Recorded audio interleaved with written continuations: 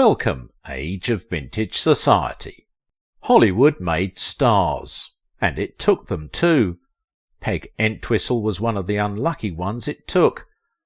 Peg loved to act and chase her passion, but in the end it betrayed her, chewed and swallowed her. Why, Peg Entwistle's death had more buzz than her career. If I had done this a long time ago, it would have saved a lot of pain. P.E. This was what was in the note that caused a media frenzy. A hiker on the trail near the old Hollywood land found the note in a purse that was close to a shoe and a coat. As the hiker moved further along the path, she saw something chilling. Down the hill was a crumpled body of a dead woman directly below the H of the old Hollywood land sign. The hiker arranged the item she found and called the authorities. When they arrived, they quickly put together what happened to the body they saw. The authorities theorized that the dead woman intentionally climbed up the H of the old Hollywood land sign, using a workman's ladder to reach the top of the 50-foot tall H, and threw herself from the letter to her demise. But that wasn't all. The woman's autopsy gave further details about what happened when the woman landed in a 100-foot drop. According to the autopsy, the woman completely shattered her pelvis bone and suffered internal bleeding. It turned out that she was also conscious when she jumped, as she had no substance in her body. It was her decision to make the drop. This woman's death made the news, and no one knew who she was. The closest thing to identify her with was the initials P.E. No one knew what it meant except her uncle, and he helped resolve the mystery of her identity. Through her uncle, people knew the woman was the star that never truly shone. It was Peg Entwistle, the actress whose death had more buzz than her career. It wasn't as if she didn't have talent. She had an overabundance of it. When she featured in one of her earliest plays, critics praised her for her performance while they panned the play. They even said the play didn't deserve her. Maybe it's okay to say that Hollywood didn't deserve her too, and that the actress was one of its victims. Despite having the talent, it wasn't enough for her to thrive. She was in an industry that prioritized a woman's bosom or blonde hair over actual acting ability. The actress was just one of the many, and she struggled to get parts. Luck shone on her, and she got a screen test with RKO. The studio heard of the actress's Broadway exploits and wanted to add her. She passed their screen test and got her first on-screen role soon after. She managed to get one of the big movies of the time. The film was David O. Selznick's 13 Women. Peg was to play Hazel Cousins, a woman who took her husband's life and went to prison for her crimes. It was supposed to be the film that made her a mainstream Hollywood talent, but it wasn't. Not waiting to see how the film would even turn out, the actress told her uncle, who she was living with when she moved to L.A., that she wanted to get drugs, books, and see a couple of friends.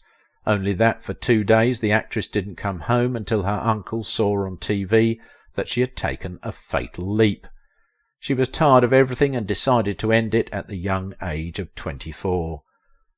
The film that was meant to be her debut and immortalize her as an actress who would have reached the stars failed miserably. Despite the ensemble of talents, both the audience and the moviegoers hated the film. Do you know what's worse? Peg only had a little screen time. It turned out that during the testing, the test audience didn't like her part in the film, and the producers had to cut much of it out. Even in death, her misfortune remained. She didn't get the rest she craved, or so some hikers, adventurers, and fitness enthusiasts claim. Throughout the years following her death, people have claimed to see someone that matches Peg's description around the Hollywood sign area. In 1990, a couple hiking around the sign said they saw a woman dressed in 1930s fashion just standing in a daze. The couple said their dog showed fear at the woman, and while they were trying to avoid her, she disappeared. This sighting would not be the last. It opened a floodgate of sightings, each spookier than the last. Feeling adventurous, a couple of friends, after seeing a baseball match, decided to check out the Hollywood sign. These guys ignored the keep-off sign around the area leading to the Hollywood logo. They checked it, but their evening took a paranormal turn. One of the friends claimed he saw a woman running up the hill without her footfalls making a sound. Do you think that's the last of it? It wasn't.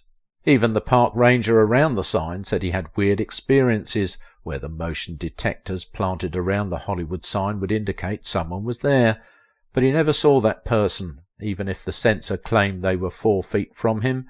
But compared to the woman who smelled gardenias, his experience was mild. The woman was jogging around the trail in 2013 and suddenly began to perceive an overwhelming smell of gardenias. The woman claimed that coupled with the scent of gardenia, which had her sneezing and coughing, she had an odd sensation that crept through her body. She saw a woman glide on the ground, and that was not the strangest thing that night. The area didn't have gardenia plants, so how? The jogging woman had had enough and cut short her routine that day, or so she said. So what is it about gardenias? Peggy used a gardenia-scented perfume when she was alive and was quite famous for it. They say that her perfume matched her personality, as it accentuated all that was Peg. At least it was just gardenias that the jogging woman smelled. Other people saw a woman on the H letter of the Hollywood sign. Alarmed, these people called the police, but the woman jumped, and something strange happened. She disappeared before her body hit the ground. Another fitness enthusiast that was braver saw a woman. She continued jogging towards this other woman she saw, and when the fitness enthusiast got to where she thought she saw the woman, there was no one there. The only thing left of the woman's presence was the strange smell of gardenias. The woman said, "She looked very strange to me. She had a very etheric quality. Instead of walking, she seemed to almost glide. She wasn't floating. She didn't look like she was a ghost, but there was something very, very strange about her, and very soft-looking." This was an accurate description of the dead actress. Then there was a group of self-acclaimed ghostbusters who went to investigate the area of the sightings. They claimed that while they didn't understand the meaning of the readings they got, the temperature was rising and falling at some point. Some paranormal experts have said the dead actress was stuck in a limbo of her final moments, doomed to continue to walk from her uncle's house to the trail leading to the Hollywood sign, get on the letter H, and throw herself off it. The head of the International Society for Paranormal Research, Larry Montz, theorizes that people aren't seeing Peg's ghost but an apparition, a violent residual leftover of the negative energy surrounding her death. Larry said this is why some people who visit Gettysburg claim they saw soldiers on the battlefield fighting. The hill where the Hollywood sign is has always been haunted and cursed. At least that was what people said. There is even an old tale of one Donna Petronilla, and how she cursed the area because her uncle didn't let her inherit it. People claim to have seen Donna, and it wasn't only Donna they saw. There was an old couple that haunt the place. They said they died when a tree fell on them while they were having a picnic. People have also seen a great green ghostly beast around the area too.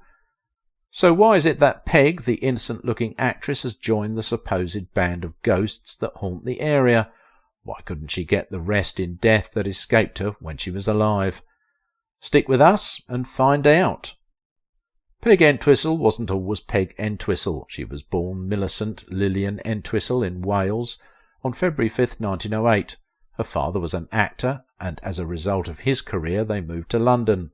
In London their seemingly loving family life ended abruptly. Robert filed for divorce, and the proceeding wasn't a smooth one.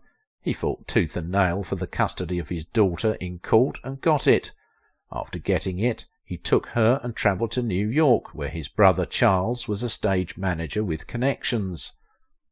Robert continued as an actor and remarried. His daughter too was getting attracted to the world of theatre, adopting the name Peg due to her love for the show Peg of My Heart. But life had other plans for her dad and his new wife. When Peg clocked 14, her father got into an accident. A driver hit him at New York City's Park Avenue. The driver came down to see what he had done. However, rather than help the man struggling for his life, the driver returned to his car and drove off. Robert struggled for his life, but he died after a month of being in a coma. The accident had damaged him far too much. His spine had lodged in his brain, and his ribs shattered. There was no coming back from that. Her father's death wasn't the only shock she had. When Robert moved to America, he told his daughter that her mother had passed. But this was a lie. The actress discovered her mother was alive when she listened to her father's will. Robert wrote that he didn't want his daughter to be with his ex-wife. Peg became curious, but another tragedy didn't let her pursue this curiosity initially. Peg had her stepmother and siblings, but soon her stepmother died too. In the end, she and her siblings had to move to her Uncle Charles. Then she worked her courage to ask her uncle about her mum. Her thoughts got confirmed as her uncle reluctantly revealed that her mother was alive. What happened was that Peg's mum, Emily, cheated on her dad, which led to the divorce, and since then Emily was as good as dead to Robert. The gloom in the actress's life dissipated a bit when Charles enrolled her in an acting school, and her talent shone when Walter Hampden, a Broadway icon, decided to give her a shot in the Hamlet production he was acting in. The role was a walk-on role, but it allowed the actress to hang out with the Broadway greats. And off her journey began. Peg got the part of Hedvig soon after her debut in Henrik Ibsen's The Wild Duck. Her performance was hypnotic, and it had young Betty Davis declaring to her mother that she wanted to be exactly like Peg Entwistle. The actress began appearing in many shows and put in the shift, preferring to take on challenging roles. She did well in those roles and got better shows like 1927's Tommy, which ran for 232 times. Although the year wasn't all that good, as she acted in a flop play, although she stood out head and shoulders above her peers. In 1927 the actress got married, and the troubles leading to her death began from there. Her marriage to Robert Keith was the mistake that destroyed Peg's path. Keith was a liar, and he hid things from the actress. It was after they got married that the actress found out that not only had Keith married twice before, but he also had a child, Brian Keith, who later became an actor. Like his stepmum, he also had a tragic ending. When the actress discovered that her husband had a son, he stunned her further by saying that she would need to be the boy's mum, as his mother was always on the road. Just like that, Peg, who married in her late teens, had become an emergency mum. The actress had too much going on at the same time. Then there were Keith's infidelity, drinking, and financial problems, including his failed alimony payments to his ex-wives, which the actress had to take care of. If Keith loved his wife, he had a violent way of showing it. Instead of hugs and kisses, the actor loved with his knuckles. Eventually the actress was done, and she wanted out. She began divorce proceedings against Keith, accusing him of being cruel. The end of her marriage harmed her career, as the drama of the divorce ended her association with the New York Theatre Guild, which recruited her in 1926.